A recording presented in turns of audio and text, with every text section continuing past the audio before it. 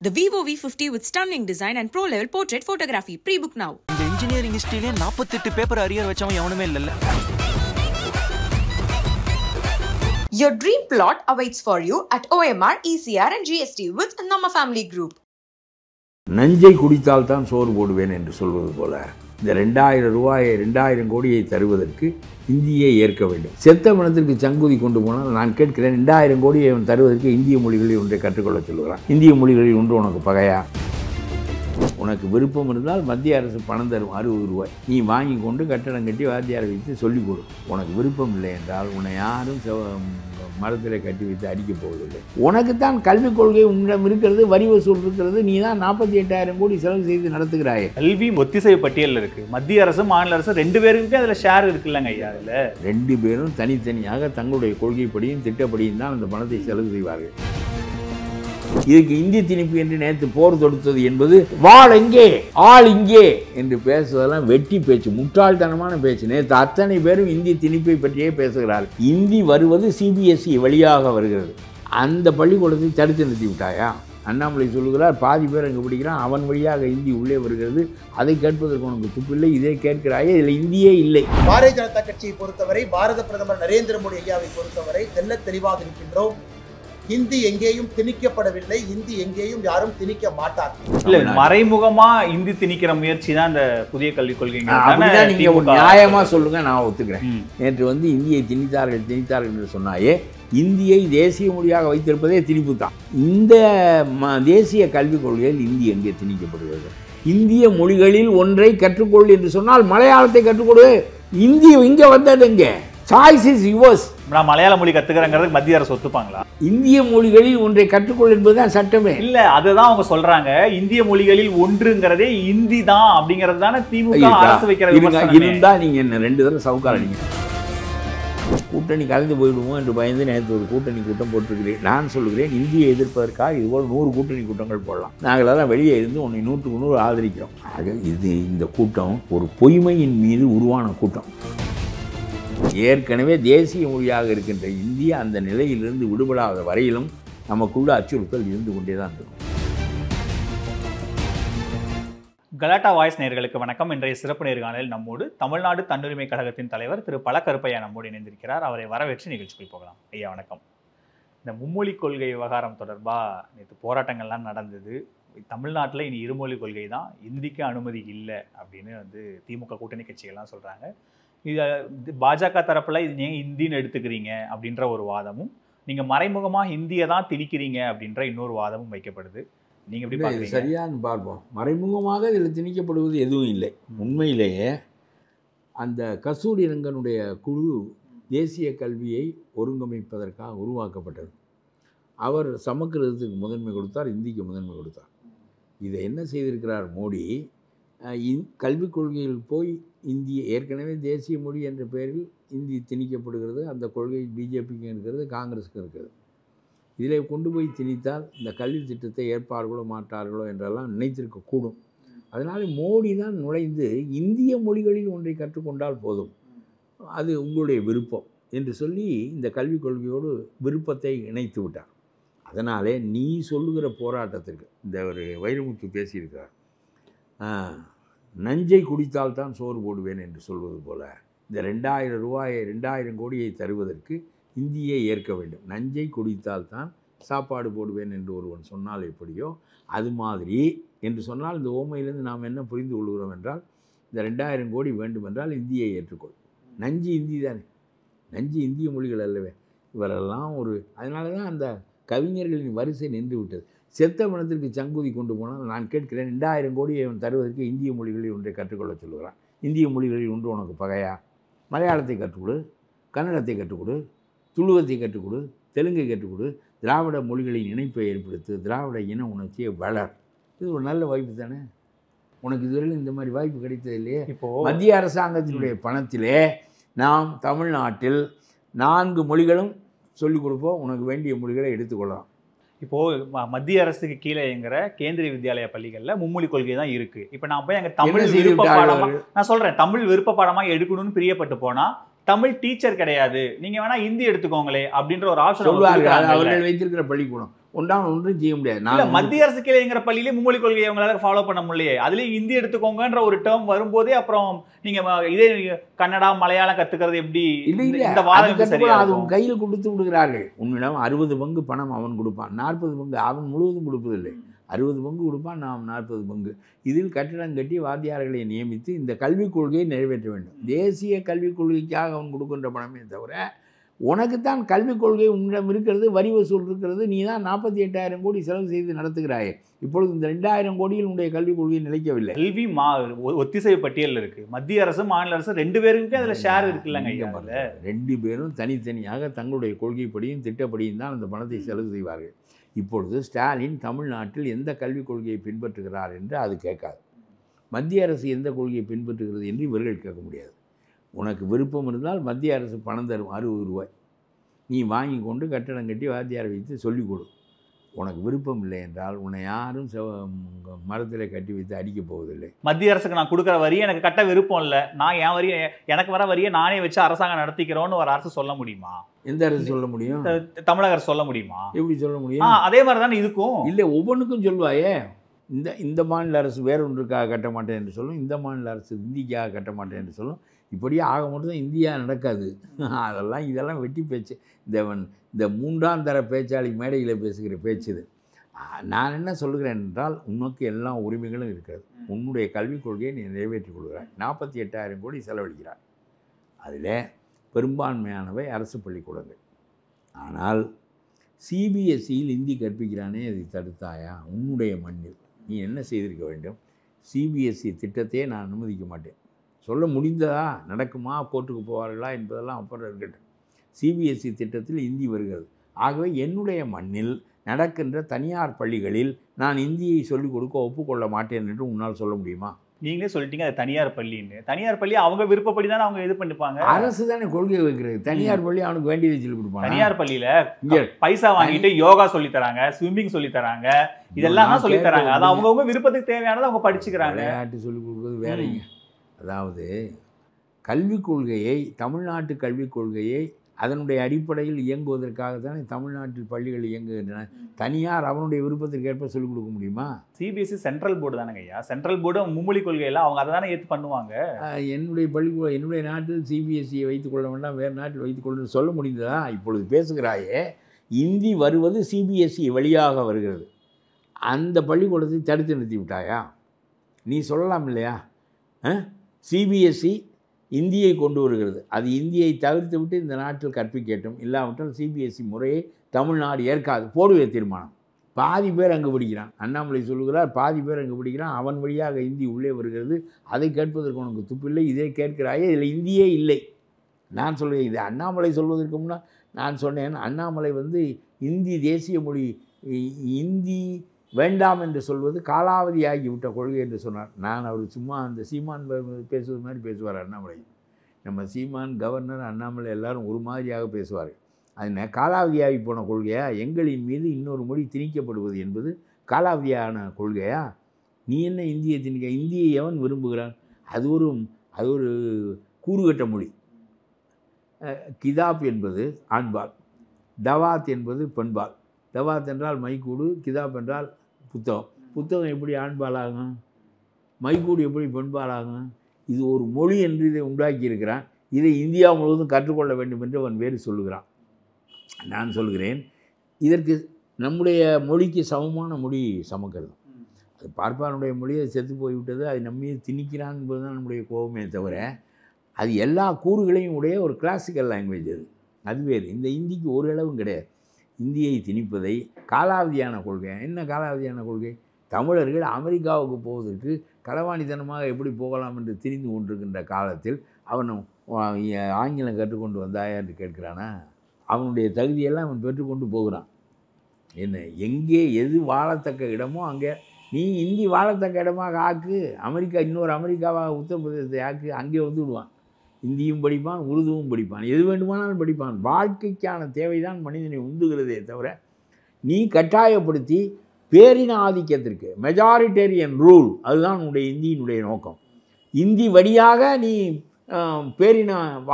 பேரினவாதத்தை முன்வைக்கிறாய், பேரின ஆட்சியை முன்வைக்கிறாய். ஆகவே சிங்களவன் தமிழர்களின் மீது வைத்தது போல. ஆகவே அதை நாங்கள் ஏற்க மாட்டோம். என்றைக்கும் இந்தி என்பது கிடையாது. எப்பக்கம் வந்து பூந்துவிடும் இந்தி எத்தனை பற்றாலும் கூட்டி வரும் என்கின்ற நிலையில் மாறுபாடே இல்லை. இந்தியா இருக்கின்ற வரையிலும் இந்திய எதிர்ப்பு இருக்கும். இல்ல மறைமுகமா இந்தி திணிக்கிற முயற்சி தான் இந்த புதிய கல்விக் கொள்கை. நீங்க ஒரு நியாயமா சொல்லுங்க, நான் ஒத்துக்கிறேன். நான் இந்த மேஜை மேலே ஏறி நிற்கிறேன். இல்லைன்னா இந்த 18 கூட்டணிக்காரனையும் போய் கேட்க வேண்டும். உனக்கெல்லாம் நேற்று வந்து இந்தியை திணித்தார்கள் என்று சொன்னாயே, இந்தியை தேசிய மொழியாக வைத்திருப்பதே திணிப்பு தான், அது வேறு. இந்த தேசிய கல்விக் கொள்கையில் இந்தி எங்கே திணிக்கப்படுகிறது? இந்திய மொழிகளில் ஒன்றை கற்றுக்கொள்ளலாம் என்று மோடி தான் மாற்றியிருக்கு. இல்லை, அந்த இந்திய மொழி ஒன்றுல என்ன ஆப்ஷனை மத்திய அரசுக்கு பயிற்று, அதுதான் உதாரணம் தான் கேவி ஸ்கூல் சொன்னேன் உங்களுக்கு உதாரணத்துக்கு. இல்லை நான் சொல்கிறது வேறு. நீங்கள் தமிழ்நாடு அரசு, கேரள அரசு, மேற்கு வங்காள அரசு, டெல்லியினுடைய கெஜ்ரிவால் அரசு எல்லாருமே இதை புறக்கணித்து விட்டார்கள். இவர்கள் எல்லோரும் இந்த திட்டத்தை ஏற்றுக்கொள்வதாக இருந்தால் எந்த மொழியை தன்னுடைய மாநில மக்களுக்கு கற்றுக் கொடுக்க வேண்டும் என்பதை அவர்கள் தாய்மொழியை ஊக்குவிக்கணுங்கிறது தான் புதிய கல்வி. ஐயோ, தாய்மொழியை ஊக்குவிக்க வேண்டும், ஆங்கிலம் இருக்க வேண்டும். மூன்றாவதாக இந்திய மொழிகளில் ஒன்றை கற்றுக்கொள் என்று சொன்னால் மலையாளத்தை கற்றுக்கொடு. இந்திய இங்கே வந்தது எங்கே? Choice is yours. அப்புறம் நீ எதுக்கு இந்தியை தேர்ந்தெடுக்கிறாய்? உத்தரப்பிரதேசக்காரன் எதையாவது தேர்ந்தெடுக்கட்டும், உனக்கு என்ன இந்தியில் வேலை? நாம் மலையாளத்தை கற்றுக் கொடுப்போம், கன்னடத்தை கற்றுக் கொடுப்போம், திராவிட இன உணர்வை பெருக்குவோம். இது வாய்ப்பு தானே. அவனுடைய பணத்தில் திராவிட இன உணர்வை வளர்ப்பது நல்லது. அவங்க ஒத்துக்குவாங்களா? நான் மலையாள மொழி கற்றுக்கிறேங்கிறது மத்திய அரசு ஒத்துப்பாங்களா? என்ன இது ஒரு கேள்வி என்று கேட்கிறீர்களா? அதனால நீங்கள் கேட்பது ஆச்சரியமாக இருக்கிறது. இந்திய மொழிகளில் ஒன்றை கற்றுக்கொள் என்பதுதான் சட்டமே. இல்ல, அதுதான் அவங்க சொல்றாங்க. இந்திய மொழிகளில் ஒன்றுங்கிறதே இந்தி தான் அப்படிங்கிறது தானே திமுக அரசு வைக்கிற. இருந்தா நீங்க என்ன 2 தடவை சவுக்காரடிங்க. இல்லைன்னா அந்த அவங்க எல்லாம் போய் இந்த முட்டா போய் இதையே பேசுறாங்களே, அவங்கள போய் கேளுங்க. இருக்கா? நீ மலையாளம் கற்றுக்கொடு, ஒப்புக்கொள்கிறேன். கன்னடம் கற்றுக்கொள்ள ஒப்புக்கொள்கிறேன். இந்தியே கிடையாது. இந்திய மொழிகளில் ஒன்று என்று சொன்னால் அஸ்ஸாமிய மொழியை கற்றுக்கொடு, பேச்சில்லை. அது உன் விருப்பம். Choice is yours. அப்புறம் என்னதுக்கு அவனோடு போய் சண்டை போடுகிறாய்? நீ என்ன செய்ய வேண்டும் என்றால், உனக்கு அதில் விருப்பம் இல்லை என்றால், நான் 48,000 கோடிக்கு வரவு செலவு செய்கிறேன். என்னுடைய கல்வி திட்டத்தை தான் நான் நடைமுறைப்படுத்துகிறேன். இங்கே இந்தி கிடையாது. இதுதான் எங்களுடைய திட்டம். உன்னுடைய 2,000 கோடியும் வேண்டாம், உன்னுடைய இந்த கல்வி திட்டமும் எனக்கு ஏன் வேண்டாம்னு சொல்லு. நமக்கு கிடைக்க வேண்டிய பணம், மாநிலத்துக்கு வர வேண்டிய பணத்தை நம்ம உரிமை இல்லை, அது நம்ம வேணாம்னு கேட்கிறீர்கள். நான் சொல்லுகிறேன், 2,000 கோடியோடு நிபந்தனைகள் வரும். இந்திய மொழிகளில் ஒன்றை கற்றுக்கொள்ள வேண்டும் என்ற நிபந்தனை. இந்தியை அல்ல, திரும்ப சொல்லுகிறேன், இந்தியை அல்ல. இதுக்கு இந்தி திணிப்பு என்று நேற்று போர் தொடுத்தது என்பது வாள் எங்கே ஆள் இங்கே என்று பேசுவதெல்லாம் வெட்டி பேச்சு, முட்டாள்தனமான பேச்சு. நேற்று அத்தனை பேரும் இந்தி திணிப்பை பற்றியே பேசுகிறார்கள். இந்தி நாட்டில் தேசிய மொழியாக திணிக்கப்படுகிறது, அதை எதிர்த்து போராடுவோம். ஆனால் இந்த கல்விக் கொள்கையில் இந்தி திணிக்கப்படவில்லை. இந்திய மொழிகளில் ஒன்றை நீ கற்றுக்கொள், அது நிபந்தனை. அவனுடைய கல்விக் கொள்கையை நீ ஏற்றுக்கொள்ள வேண்டும். தேசிய கல்விக் கொள்கையை நீ ஏற்றுக்கொள்ள வேண்டும். அதில் 8ஆவதில் தேர வேண்டிய என்னென்னமோ வைத்திருக்கிறான், வைத்துக்கொள்ளுங்கள். அதை ஏற்றுக்கொண்டு 60 பங்கு அவன் தருவான், 40 பங்கு உன் பணத்தை போட்டு அவனுடைய இந்தியை நிறைவேற்ற சொன்னால் நீ நிறைவேற்றுவாயா? எவனும் முட்டாளா?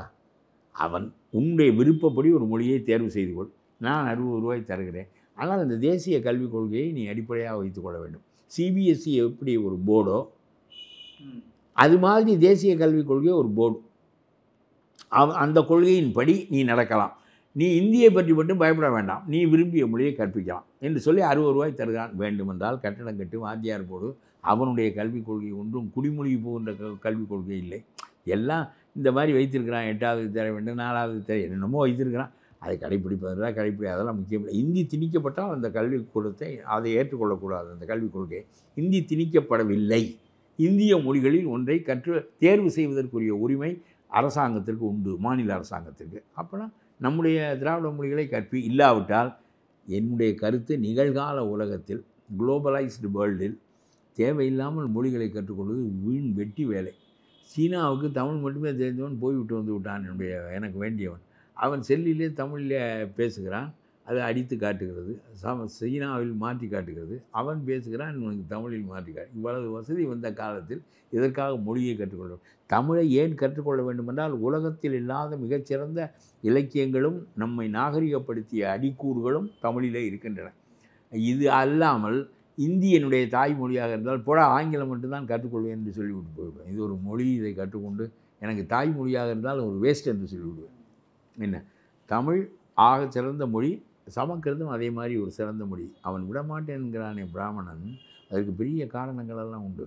உலகத்தின் சிறந்த இதிகாசங்களெல்லாம் உண்டாக்கிய மொழியை விட்டு விடுவான். அவன் செத்து போனாலும் தூக்கி மடியில் வைத்துக் கொள்வான். நாம் உயிரோடு இருப்பதையும் மடியில் வைத்துக் கொள்வதில்லை. அது ஒரு பக்கம் இருக்கட்டும்.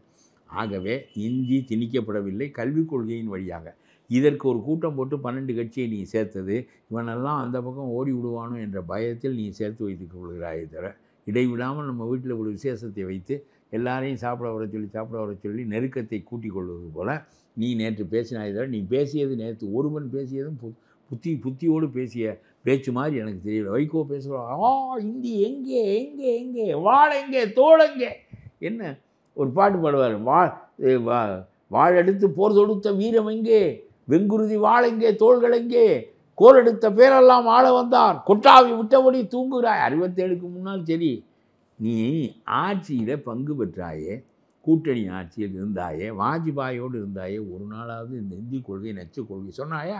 முரசொலி மாறனை 1.5 வருடம் படுத்த படுக்கையாக வைத்துக்கொண்டு மந்திரியாக வைத்துக் கொள்வதில் தான் கவனமாக இருந்தாயே தவிர, அவர் ஒரு செயல்பட முடியாது. 1.5 ஆண்டுகளுக்கு ஒரு மந்திரி பதவி இதற்குத்தான் பயன்பட்டதே தவிர, இந்தி எதற்காக ஐயா தேசிய மொழியாக இருக்க வேண்டும்? நாங்களெல்லாம் அதை விரும்பவில்லை. கூட்டணியில் நாங்கள் சேர்கிறோம். இதை ஏன் why don't you reconsider it என்று எப்பொழுதாவது கேட்டதுண்டா? கேட்டதில்லை. காங்கிரஸிலே பல காலம் கூட்டணியில் இருந்தோமே, மன்மோகன் சிங் ஆட்சியை 1,70,000 கோடி அடித்து கனிமொழியும் ஆவணராஜாவும் கவிழ்த்து விட்டு வந்தார்களே தவிர, இந்தியை எதிர்த்து இந்த கொள்கையை கைவிட்டு விடுங்களேன், இந்தியா ஒன்றாக இருப்பதற்கு இந்த இந்தி இடையூறாக இருக்கிறது என்று எப்பொழுதாவது சொன்னதுண்டா? நீ ஆட்சி அதிகாரம் கொடுத்தாலும் பேச மாட்டார். அண்ணாவால் பேச முடியாது. அண்ணா அதிகாரத்தில் பங்கு பெறவில்லை டெல்லியில், அதனால் அவரால் பேச முடியாது. கருணாநிதி காலத்திலும் மற்றவர்கள் காலத்திலும் ஆட்சியில் பங்கு பெறுகின்ற காலம் வந்து விட்டது என்று சொன்னால், நீ உன்னுடைய கொள்கையையும் அங்கே பேச வேண்டும் இல்லையா? அவனுடைய கொள்கையை வைக்கிறான், அவன் இந்தியை திணிப்பான், அதை ஏற்றுக்கொண்டு நீ கூட்டணியாக இருப்பாய். இல்லை, அப்போல்லாம் இந்த மாதிரி டிமாண்டே இல்லையே. எப்பங்க இதை கேட்பதற்கு என்ன? 67க்கு பிறகு உனக்கு கேட்பதற்கு என்ன? வாய்ப்பு வந்திருக்கிறது, கேட்பதற்கு வாயை மூடிக்கொண்டிருந்து விட்டு 9 காலத்தையும் மூடிக்கொண்டிருந்தாய். உனக்கு மந்திரியாக இருப்பது, அழகிரி மந்திரியாக இருப்பது, கனிமொழி எம்பியாக இருப்பது தான், ராஜா மந்திரியாக இருப்பது, பணத்தை சுருட்டி கொண்டு வருவது, கலைஞர் டிவியை வளர்ப்பது தான் உங்களுடைய நோக்கமாக இருந்தது. அன்றைக்கு பேசலாம் இல்லையா? அதே பேசவில்லை. உங்களுக்கு வாய்ப்பு இருக்கிறவோ பேச மாட்டீர்கள். சும்மா கூட்டணி கலந்து போயிடுமோ என்று பயந்து நேற்று ஒரு கூட்டணி கூட்டம் போட்டிருக்கிறேன். நான் சொல்கிறேன், இந்தியை எதிர்ப்பதற்காக இதுபோல் 100 கூட்டணி கூட்டங்கள் போடலாம். நாங்களெல்லாம் வெளியே இருந்து உன்னை 100க்கு 100 ஆதரிக்கிறோம். இந்தியாவின் தேசிய மொழியாக இருக்க தகுதியானதில்லை. இந்தியா உடைந்துவிடும். இந்தியா பல்வேறு மொழிகள் பேசப்படுகின்ற பல்வேறு இனங்கள் இருக்கின்ற நாடு. இது சீனா இல்லை, ஒரே மொழி ஒரே நாடு என்பதற்கு. ஆக புதிதாக ஏற்பட்ட நாடு இந்தியா. முதலிலே அது புரிந்து கொள்ள வேண்டும். இதெல்லாம் பிறப்பிலே வந்த நாடு இல்லை, புதிதாக வந்த நாடு. ஆகவே there are so many compromises. அதற்கு நீ ஆட்படவில்லை என்று சொன்னால் இந்தியா ஒன்றாக இருக்காது. இதையெல்லாம் நான் அவர்களுக்கு சொல்லிக்கொண்டே இருக்க வேண்டும் கூட்டணி சேர்கின்ற போதெல்லாம். ஆகவே இந்தியினுடைய பலத்தை குறைப்பதற்கு ஒரு காலத்திலும் ஒரு முயற்சியும் நீங்கள் செய்ததில்லை. நீட்டுக்கு தமிழ்நாட்டுக்கு விதிவிலக்கு அளிப்போம் என்று ராகுல் காந்தி போன தடவை சொன்னார். இந்த நீட்டை கொண்டு வந்தவனே திமுக மந்திரி தான். இந்த காந்தி செல்வன் தான் பாராளுமன்றத்தில் அறிமுகப்படுத்தியதே. இதை செய்துவிட்டு என்னமோ அவன் திருடி கொண்டு போய்விட்டான், அவன் தான் திருட்டு பயல், அவன் தான் இதை செய்தான் என்பது போல் எங்கேயோ கையை காட்டி கொண்டு உன்னுடைய ஆள் தான் செய்தான், சரி தொலையட்டும், உனக்கு சந்தை போய்விட்டது 10,000 கோடி சந்தை மருத்துவக் கல்லூரிக்கு, அதனாலே நீ நீட்டு கூடாது என்று ஒரு கருத்து வைத்தாய். இதை நெருக்கடி கொடுத்து ராகுல் காந்தியை சொல்ல வைத்து விட்டாயே. தமிழ்நாட்டுக்கு மட்டும் நாங்கள் நீட்டு கொண்டு வர மாட்டோம் என்று சொல்ல வைத்தாயே. அது மாதிரி தமிழ்நாட்டுக்கு மட்டும் இந்தி இருக்காதுன்னு சொல்ல வைக்க வேண்டியதானே. சொல்ல வை பார்ப்போம். உனக்கு சந்தை வருகிறது என்றவுடன் சொல்ல வைக்கின்றா, இந்தி வருகின்றதான் சொல்ல வைக்க மாட்டாங்க. கூட்டணி சேர்கின்ற போது நாம் சில கொள்கைகளை வைப்பதற்கு நியாயங்கள் இருக்கின்றனவே, ஏன் செய்யவில்லை? ஆக இந்த கூட்டம் ஒரு பொய்மையின் மீது உருவான கூட்டம். என்ன, நான் வழக்கமாக கண்ணதாசன் பாட்டில் ஒரு வரி சொல்ல, படித்தவருக்கும் படுத்தவருக்கும் பொய்யே சொன்னான், படித்தவனுக்கும் பொய் சொன்னான், படுத்தவளுக்கும் பொய் சொன்னான். படுத்தவளுக்காவது உண்மை சொல்லக்கூடாதா? கூட படுத்தவளுக்கு. கண்ணதாசன் சொல்வார், படித்தவர்க்கும் படுத்தவர்க்கும் பொய்யே சொன்னான். அதனாலே இவர்கள் நேற்று பேசியதெல்லாம் பொய்மையில் நடந்த போராட்டம். பொய்மை இது தமிழ்நாடு முழுவதும் ஒன்றாக நிற்பது போல ஒரு பொய்மையை உருவாக்குகிறார்கள். நான் சொல்கிறேன், தேசிய கல்விக் கொள்கையில் இந்தி திணிப்பு இல்லை. இன்னும் சொன்னால் இந்திய மொழிகளுக்கான சிறப்பு தான் அதில் இருக்கிறதே. இது இவருக்கு விளங்கவில்லை, நம்ம அண்ணாமலைக்கு. அவர் நான் இந்தி வேண்டும் என்று ஒத்துக்கொள்வதற்கு மக்களிடம் வாக்கெடுப்பு நடத்த போகிறேன் சொல். அவன் இந்தியை திணிக்கிறாய் என்று பொய்யை கூறுகிறான். இவன் உடனே இந்திக்காக வாக்கெடுப்பு நடத்த போறேன்னா அப்படின்னு இந்தி இல்ல இல்ல இப்ப திணிக்க நீங்களே பாருங்க அவர் நான் இந்திக்கு வாக்கெடுப்பு நடத்துறதுக்கு வாக்கெடுப்பு நடத்த போறேன்னு சொல்றாரு அவரு. நான் சொல்றேன். அப்ப அதாவது அவங்க இன்டென்ஷன் உங்களுக்கு புரியுது இல்ல? இல்லைங்க, அவங்க முட்டாள்தனமாக சொல்லுவாங்க. இந்த கல்விக்குள் நான் தான் சொல்கிறேன், இந்தி தேசிய மொழியாக இருக்கிறது, அது இருக்கின்ற வரையிலும் அந்த திணிப்பு நடந்து கொண்டே இருக்கும் என்று சொல்லி. இந்த சமயத்தில் நீ பேச வேண்டிய பேச்சு என்ன? ஒரே பேச்சு தான். இந்தி இந்த தேசிய கல்விக் கொள்கையில் இந்தி இல்லை, இந்திய மொழிகள் தான் இருக்கின்றன. வேண்டுமென்றால் ஒரு மொழியை, விரும்பிய மொழியை நீ மலையாளத்தை கற்றுக் கொடுத்து வைத்துக்கொள், இல்லாவிட்டால் தூக்கி போடும், உனக்கு அதை பற்றி ஒன்றும் பேச்சில்லை என்று ஒரு வார்த்தை சொல்லாமல் இப்போ போய் இந்திக்கு நான் வாக்கெடுப்பு நடத்துகிறேன் வீடு வீடாக என்று சொன்னால், ஓ இதை செய்வதற்கு தான் இவன் அதை கொண்டு வருகிறான் போல் இருக்கின்றது பிழையாக நினைப்பதற்கு அது இடம் கொடுக்கிறது. அண்ணாமலையினுடைய பேச்சு அதற்கு இடம் கொடுக்கிறது. இந்த சமயத்தில் பேச வேண்டிய பேச்சில்லை, நீ வேறு சமயத்தில் பேசு. இந்தியை மக்கள் ஏற்றுக்கொள்கிறார்கள் என்று காட்டுகிறேன் என்று சொல்லு. முகத்தில் அடிபட்டு வருவாய், முகத்தில் சவுக்கால் நீனே அடித்து கொண்டால் பிறகு மக்கள் அடிப்பார்கள். இந்த நாட்டில் ஒன்றும் இந்தி எடுபடாது. ஆனால் அவர் சொன்ன ஒரு கருத்து சரியானது. எல்லாம் சிபிஎஸ்சி வழியாக இந்தி வருகிறதே, நீ ஏன் அதை தடுக்கவில்லை? அப்புறம் இந்தி எதிர்ப்பு என்று பேசுகிறவனெல்லாம் சிபிஎஸ்சி வச்சு நடத்துகிறானே, அது தனி விவாதம், அதற்குள் போக வேண்டாம். தனியார் பள்ளி, அது நமக்கு தேவையில்லை. இல்லை ஆத்தல் பள்ளியை கட்டுப்படுத்துகிற ஆற்றல் மாநில அரசாங்கத்துக்கு இருக்கிறது. தனியார் பள்ளி அவன் சிபிஎஸ்சி போர்டுல என்ன கொடுக்குறாங்களோ அதை தான் அவங்க பண்ண முடியும். சென்ட்ரல் அந்த போர்ட் ஆஃப் பள்ளிக்கூடத்தை செகண்டரி அனுமதிக்க எஜுகேஷன் மாட்டேன் என்று சொல்லு. கேந்திரிய வித்யாலயாவுக்கு கேந்திரிய வித்யாலயில இருமொழி கொள்கைலாம் தமிழக அரசு சொல்ல முடியுமா? அதே மாதிரி சென்ட்ரல் போர்ட் ஆஃப் ஸ்கூல் எஜுகேஷனும் அதே மாதிரி தானே சார்? சென்ட்ரல் எம்ப்ளாயீஸுக்காக ஏற்பட்ட பள்ளிக்கூடங்கள் அது, அதுக்கு சொல்ல முடியாது. என்ன, அவன் நேரடியாக அவனே கட்டிடங்களை கட்டி அவனே சொல்லிக் கொடுக்குறான். அது வந்து ஆர்மிக்கும் சென்ட்ரல் எம்ப்ளாயீஸுக்கும் உள்ள பள்ளிக்கூடம். அதை விட சிபிஎஸ்சி மக்களுக்காக உள்ள பள்ளிக்கூடம். புரிகிறதா? சிபிஎஸ்சி சொல்லு, நான் இந்தியை இங்கே கற்றுக் கொடுக்க மாட்டேன், இருமொழி கொள்கை என்று பேசினாயே, அதுபோல் சிபிஎஸ்சி பாடத்திட்டத்தை தமிழ் கட்டாயமாக இருக்குல்ல, சொல்கிறத கேளுங்க. தமிழ் தான் இருக்குமே, தமிழ் இருக்காமல் என்ன செய்யும் தமிழ்நாட்டில்? சிபிஎஸ்சி இந்தியை கற்றுக் கொடுத்தால் அந்த பள்ளிக்கு இங்கே அனுமதி கிடையாது, இந்த மண்ணில் இயங்க முடியாது. போடே தீர்மானம், போட்டியில்லை இருமொழி கொள்கைக்கு, இங்கே நாங்கள் இராணுவ இந்தி முழக்கங்களை அனுமதிக்க மாட்டோம் என்று சொல்லவில்லையா? என்னென்னவோ சொன்னீர்களே, போடு. என்ன பண்ணுறது? நீ என்ன சங்கரமணம் மாதிரி தானே வைத்திருக்காய் சட்டமன்றத்தை? என்ன வேண்டுமானாலும் தீர்மானம் போட்டுக்கொள்ளலாம். இந்த சங்கத்தில் தீர்மானம் போடுவது கூட போட்டுக்கொண்டிருக்காய். சட்டமன்றம் மாதிரியாக இருக்கிறது. விடிந்தால் எழுந்தால் ஒரு தீர்மானம் போட்டு வைத்துக்கொள்ளும். உங்களுடைய கருத்தை எல்லாம் உங்களுடைய பொதுக்குழுவில் தீர்மானம் போடுவது கூட சட்டமன்றத்தில் சட்டம் இயற்றுவதற்கான இடம் அது. அதை ரொம்ப மலிவாக ஆக்கி விட்டீர்கள். அது வந்து அப்பா மாதிரி ஆள்கள்லாம் இருந்தால் இந்த இப்படித்தான் நடக்கும். அது ஒரு பக்கம் இருக்கட்டும். இப்போ நான் என்ன சொல்கிறேன், ஒரே கேள்வி தான் உண்டு. தேசிய கல்விக் கொள்கைக்கு 2000 தரவில்லை, 2000 கோடி. இந்த 2000 கோடி தராததால் குடிமொழிக்கு போய்விட்டது என்று சொல்கிறாய். 48,000 கோடி கல்விக்கு செலவு செய்கிறாய் நீ.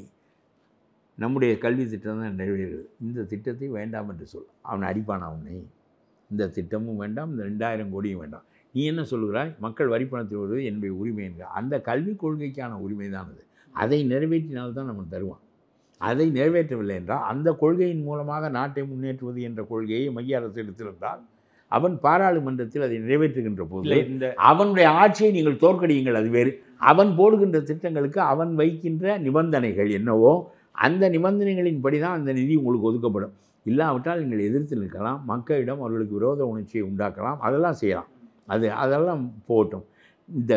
அவன் ஒரு இந்திய மொழியை கற்றுக்கொடு என்று சொல்லுகின்றவனுக்கு எதிராக போராட்டம் நடத்துகிறாய். சிபிஎஸ்சி வழியாக வருகின்ற இந்தியை பேசாமல் பார்த்து கொண்டிருக்கிறாய். நான் சொல்வது புரிகிறதா இல்லையா? அவன் 2000 கோடியும் தருகிறேன், நீ மலையாளம் கற்றுக்கொடு என்று சொல்லுகிறான், கன்னடம் கற்றுக்கொடு என்று சொல்லுகிறான். திராவிட இன உணர்ச்சியை பெருக்குவதற்கு அதை பயன்படுத்தி கொள்ள நீ தயாரில்லை. வேண்டாம், எனக்கு இந்த திட்டமே வேண்டாம், 2000 கோடியும் வேண்டாம். நான் 38,000 கோடியில் மணலில் அடித்து 4,000 கோடி தான் வரவு வைத்து 34,000 கோடிக்கு 5 கலெக்டர்களையும் கொண்டு கோர்ட்டு நடத்தியிருக்கிறேன். அப்படிப்பட்ட அரசு நான். எனக்கு 34,000 கோடியை அடிக்க முடிந்த என்னால் 2000 கோடி இல்லாவிட்டால் என்ன கெட்டு போகும்? நான் சொல்வது புரிந்து இல்லை 34,000 கோடி நமக்கு மக்களுக்கு வர வேண்டிய பணம் வரவில்லை. இந்த 2000 கோடியில் குடிமொழி போயிட்டு பேசுவோம். ஆனா அவங்க கொடுக்க வேண்டிய பணத்தை தர வேண்டாம்னு சொல்றது முட்டாள்தனமாக எல்லாரும் கேட்கிறார்கள், நீங்களும் கேட்கிறீர்கள். நான் சொல்லுகிறேன், இந்த 2000 கோடி மைய அரசின் திட்டப்படி ஒதுக்கப்பட்டது. மைய அரசின் திட்டப்படி ஒதுக்கப்பட்டது. அதை பார்லிமெண்ட் முடிவு செய்கிறது. அவர்களும் மக்களால் தேர்ந்தெடுக்கப்பட்டவர்கள். எந்த வகையான திட்டங்களுக்கு எந்த வகையான நிதியை ஒதுக்குவது என்று அவன் முடிவு செய்வான். அவனை தோற்கடிக்க உங்களுக்கு உரிமை உண்டே தவிர அவன் தான் அதை முடிவு செய்வான். அந்த திட்டம் உனக்கு ஏற்புடையதாக இருந்தால் ஏற்றுக்கொள், ஏற்புடையதில்லை என்றால் விட்டுவிடு. உனக்கு இதில் ஒன்றும் நட்டமில்லை. வெறும் 2000 கோடி ஒரு பெரிய விஷயம் இல்லை. அவன் காலில் போய் நம்முடைய மெட்ரோ ரயில் அதுக்கு போய் என்னால் பணம் கொடுக்க முடியாது, நீ வைத்துக்கொள், ஆளுக்கு பாதியாக கொடுத்தானே. என்ன இப்போ 2000 கோடி என்ன பெரிய பணம்? அந்த திட்டம் நமக்கு வேண்டாம். நம்ம 48,000 கோடியில் கல்விக் கொள்கையை வைத்திருக்கிறோம். எதற்கு நமக்கு அந்த 2000 கோடி? அவன் இந்தியை திணித்தால் நீ 2000 கோடியில் இந்தியை திணிப்பாயா என்று எதிர்க்க வேண்டியதான். அவன் எந்த இந்தியையும் திணிக்கலை, எல்லா மொழிக்கும் மதிப்பு கொடுக்குறான். நாம் விரும்பிய மொழியை வைப்போம், வேண்டாம் என்றால் விட்டு விடுவோம். 2000 கோடி பெரிதில்லை. ஆற்று மணலில் 34,000 கோடி அடித்த நமக்கு 2000 கோடி பெரிதில்லை. நீட்டு கூட தான் வேண்டாம், நீட்டு வேண்டாம் திணிக்கிறீங்கல்ல, வேண்டாம்ட்டோம்ல, விட்டுற வேண்டியதுதான். அதை விட மாட்டாங்கல்ல. அதே மாதிரி கேட்குற கேள்வியை விட்டு வெளியே போகிறீர்கள். ராகுல் காந்தியிடம் போய் நீட்டு வேண்டாம் என்று நாங்கள் சொல்லிவிட்டோம், நீங்களும் ஒப்புக்கொண்டு விட்டீர்கள். இந்தியும் வேண்டாம் என்று சொல்கிறோம், நீங்கள் ஒப்புக்கொள்ளுங்கள். நாம் தேர்தல் அறிக்கையில் அதை வெளியிட்டு விடலாம். தமிழ் மக்கள் 100க்கு 100 ஓட்டு போடுவார்கள் என்று சொல்ல வேண்டியதானே? ஏன் சொல்லவில்லை? நீட்டுக்கு சொல்ல தெரிந்தது, எக்ஸம்ஷன் வாங்க தெரிந்தது, இதுக்கு வாங்க தெரியாதா? உங்களுக்கு பணம் அடிப்பது ஒன்றே கொள்கையாக கொண்ட ஒரு கட்சி எல்லாம் அப்போதைக்கு பேசிக்கொள்வதற்கு இவனை கூட்டணி சேர்த்து நேற்று இந்தி வந்து விட்டது, ஒரு இடத்துல வரவில்லை. இந்தி ஏற்கனவே உள்ளே தான் இருக்கிறது. ஏற்கனவே தேசிய மொழியாக இருக்கின்ற இந்தி அந்த நிலையிலிருந்து விடுபடாத வரையிலும் நமக்குள்ள அச்சுறுத்தல் இருந்து கொண்டே தான் இருக்கும். ஆனால் இப்பொழுது எவனும் அதை பற்றியெல்லாம் கவலைப்படுவதில்லை. தமிழையும் ஆங்கிலத்தையும் படித்து விட்டு மேல்நாடுகள் பூராவும் போய் நிரப்பி கொண்டிருக்கிறான். இவர்களுக்கு அது வந்தால் நமக்கு தீங்கு ஏற்படும். வரும்போது நாம் எதிர்ப்போம். இப்பொழுது வந்து கொண்டே இருக்கிறது, நாள்தோறும் 375 நாளும் 75 ஆண்டுகளாக, இன்னும் 75 ஆண்டுகளுக்கு அதை எய்த்து கொண்டே. அதை பற்றி இந்த கல்விக் கொள்கையில் வரவில்லை. நீ பித்தலாட்டம் செய்கிறாய். இந்த கல்விக் கொள்கையில் முதல் முறையாக பிஜேபி ஒரு நியாயமான முடிவெடுத்தது என்பது இதிலே தான். இந்திய மொழிகள் எதையாவது ஒன்றை கற்றுக்கொள்ளலாம், இந்தி தேவையில்லை என்று தெளிவாக சொன்ன பிறகும் இந்தி வந்ததுன்னு சொன்னால் நீங்களாம் பொய்யர்கள். ஒரு ஆட்சியில் இருக்கிறவன் நாள்தோறும் பொய்யனாக இருந்தால் அவனோடு சேர்ந்து 4 கூட்டணி கட்சி பட்ஜெட்ல நிதி ஒதுக்குறது, இந்தி மொழி கத்துக்கிறதுக்கு, இந்தி மொழி வளர்ச்சிக்கு எவ்வளவு நிதி ஒதுக்குறாங்க, மற்ற மாநில மொழிகளுக்கு எவ்வளவு நிதி ஒதுக்குறாங்கிறத வச்சு மத்திய அரசு எந்த மொழிக்கு இம்பார்ட்டன்ஸ் கொடுக்குதுன்னு நமக்கு தெளிவா இல்லை. நிறுத்துங்க. காங்கிரஸ் செய்ததாவே இல்லை, யாரும் இந்திக்கு ஒதுக்கு. நம்ம பிஜேபி பத்தி பேசுவோம், காங்கிரஸ் நாம விமர்சிப்போம். இல்லை, நீ கூட்டணி வைத்திருக்கிறாய், கேட்பதற்குரிய இடம் இருக்கிறது இங்கே. இப்ப யாரு ஆளுங்க? நான் சொல்லுவதை கேளுங்க. பிஜேபி நிதி ஒதுக்குகிறான் இந்தியை வளர்ப்பதற்கு, ரைட். அவன் சொல்கிறான் எல்லா மாநிலங்களிலிருந்து மக்களை மக்களிடம் வாக்குகளை பெற்று பெரும்பான்மை வந்து நான் ஒரு திட்டத்தை நிறைவேற்றுகிறேன், இந்த திட்டத்தில் இந்தி இருக்கிறது, அதுக்கு செலவு செய்கிறேன் என்று அவன் சொல்லுகிறான். நீங்கள் அவனை தோற்கடித்து இந்தியை எடுங்கள். இல்லாவிட்டால் நான் சொல்லுகிறேன், காங்கிரஸ் ஆட்சியில் இருந்தபோது இந்திக்கு நிதி ஒதுக்கப்பட்டதா, அது வளர்க்கப்படவில்லையா?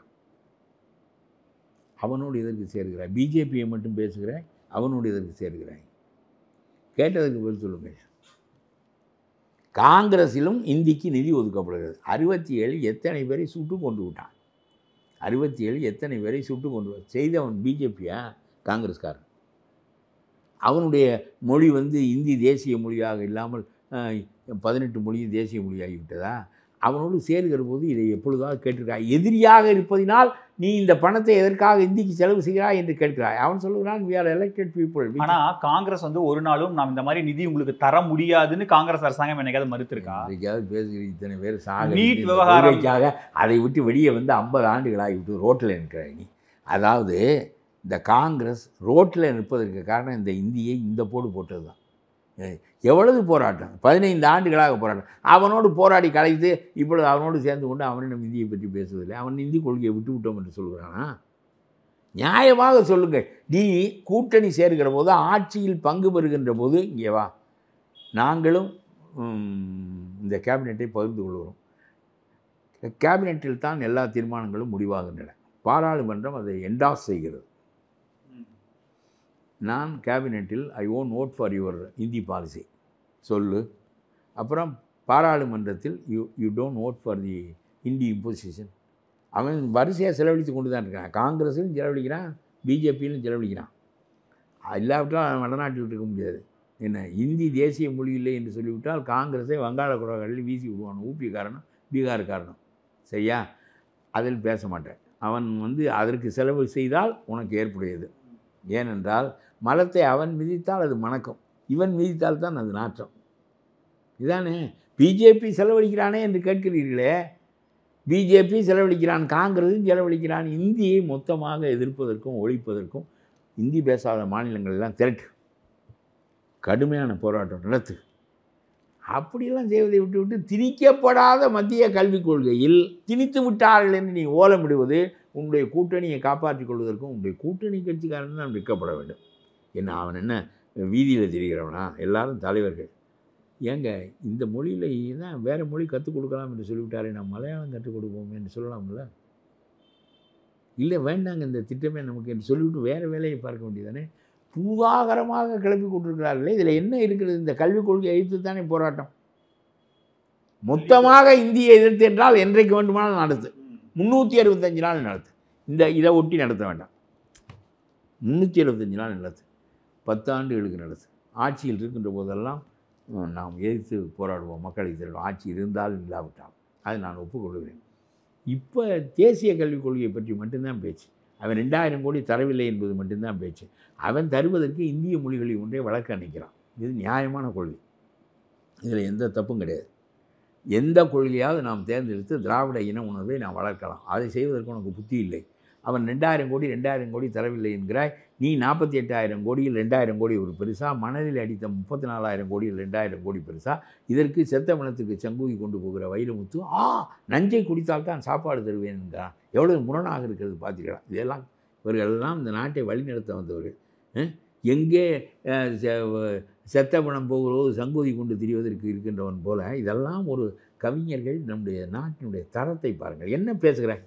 இந்த தேசிய கல்விக் கொள்கையை மட்டும் பேசும். இந்தி எப்பொழுதும் திணிக்கப்படுகிறது. இந்தியை எப்பொழுதும் நிரந்தரமாக எதிர்க்கிறோம். நீ மட்டும் எதிர்க்கவில்லை, நாங்கள் எதிர்க்கிறோம், எடப்பாடி எதிர்க்கிறார், மற்றவன் எதிர்க்கிறான், எல்லாரும் எதிர்க்கிறான். அது எப்பொழுது திணிக்கப்படுகிறதோ அப்பொழுதெல்லாம் நாம் எதிர்ப்போம். இந்த கொள்கை நம்முடைய அரசியல் சாசனத்தை விட்டு போகாத வரையிலும் நமக்கு அமைதி இல்லை. நீங்கள் எப்பொழுது வேண்டுமானாலும் உங்களுடைய கூட்டணி கட்சியை எடுத்துக்கொண்டு இந்திக்கு எதிராக போராடுங்கள். ஆனால் இந்த மத்திய கல்விக் கொள்கையை எங்களுக்கு பிடிக்காது, 2000 கோடி வேண்டாம் என்று சொல்லுங்கள். அவன் வைக்கிற திட்டத்தில் நாங்கள் பங்கு கொள்ள மாட்டோம். நான் எதற்கு 40 ரூபாய் செலவழித்து இந்த திட்டத்தை நிறைவேற்ற வேண்டும்? வேண்டாம் என்று சொல்லுங்கள். உங்களுடைய சீஃப் செக்ரட்டரி போய் கையெழுத்து போட்டு வந்தான். நீ சொல்லி தானே போட்டான். எங்கே கையெழுத்து? ஆமாம், சீஃப் செக்ரட்டரி இந்த திட்டத்திற்கு கையெழுத்து போட்டார். கையெழுத்தெல்லாம் போடல, அதெல்லாம் போட்டார். பொய்யா மொழியும் அவரும் இருந்து கொண்டு நாங்கள் சேர்ந்து கொள்கிறோம் என்று சொன்ன ஒரு லெவல் அந்த கடிதத்தை நீங்க கோட் பண்றீங்க. பேட்டியை நான் பார்த்தேன். அதெல்லாம் பேசாதீர்கள். சீஃப் செக்ரட்டரியை கூப்பிட்டு கேளுங்கள், இல்லாவிட்டால் என்ன வந்து கேளுங்கள். சீஃப் செக்ரட்டரி இந்த திட்டத்தை ஏற்றுக்கொள்கிறோம் என்று பிரஸ் மீட்ல சொன்னபோது பொய்யாமொழி பேஸ்ட் ஆன் ஸ்டேட் நாங்க ஒரு கமிட்டி ஃபார்ம் பண்ணுவோம், அந்த கமிட்டி ரெக்கமெண்டேஷன் படி அப்படின்னு சொல்லியிருக்காரு. நீங்க அடுத்த பேரா நீங்க பாத்தீங்கல்ல, இல்ல அந்த கமிட்டி எங்களுக்கு வேண்டாம், இருமொழி கொள்கைன்னு சொல்லி பேசுகிறீர்கள். ஒப்புக்கொண்டாரா ஒப்புக்கொள்ளவில்லையா? ஒன்று மட்டும் சொல்லுங்க. சீஃப் செக்ரட்டரி இந்த கொள்கையை ஏற்று அந்த கடிதமே சமூக வலைதளங்கள்ல அதிமுக காயில எடுத்து அந்த கடிதத்தை ட்ரெண்ட் பண்றாங்க. அதுல வெரி கீனான் நாங்க ஏத்துக்கிறோம், ஆனா பேஸ்ட் ஆன் நாங்க வந்து ஒரு ஐஏஎஸ் தலைமையில ஒரு கமிட்டி போட்டு அந்த கமிட்டி ரெக்கமெண்டேஷன் படின்ட்டாங்க. அந்த கமிட்டி எங்களுக்கு இருமொழி கொள்கை தான், அதையும் வந்து தமிழக அரசு அனுப்பிட்டாங்க. அவர் சொன்னது நான் அதோட முரணை சொல்றேன். ஏற்றுக்கொள்கிறோம் என்று சொல்லக்கூடாது. நாங்கள் ஒரு கமிட்டி போடுகிறோம், அந்த கமிட்டி ஏற்றுக்கொண்டால் நாங்கள் ஏற்றுக்கொள்கிறோம், முடிவை பின்னால் தெரிவிக்கிறோம் என்று சொல்ல வேண்டும். நாங்கள் ஏற்றுக்கொள்கிறோம், பின்னால் கமிட்டி போடுகிறோம் என்றால் வெளியே முதல்ல கொண்டு வெளியே விட்டு வெளியே போவது மாதிரி இருக்கிறது. நான் ஏற்றுக்கொள்கிறேன், பின்னால் கமிட்டி போடுகிறோம் என்று சொல்லக்கூடாது. நான் சொல்வது புரிகிறதா உங்களுக்கு? நான் கமிட்டி போட்டு விசாரித்து விட்டு நான் ஏற்றுக்கொள்கிறேன் என்று சொல்ல வேண்டும். இதெல்லாம் உங்களுக்கு இந்த நீட்டை நீங்கள் தான் அறிமுகப்படுத்தினீர்கள். உங்களுடைய சீஃப் செக்ரட்டரி தான் இதை ஒப்புக்கொண்டார். பொய்யாமொழி பக்கத்தில் இருந்தார். இதெல்லாம் உங்களுக்கு புத்தி இல்லை என்பது எனக்கு தெரியும். ஆகவே நீங்கள் எல்லாம் சொல்லுவீர்கள், பின்வாங்குவீர்கள், எல்லாம் பண்ணுவீர்கள், பண்ணி தொலையுங்கள். அதெல்லாம் பேச்சில்லை.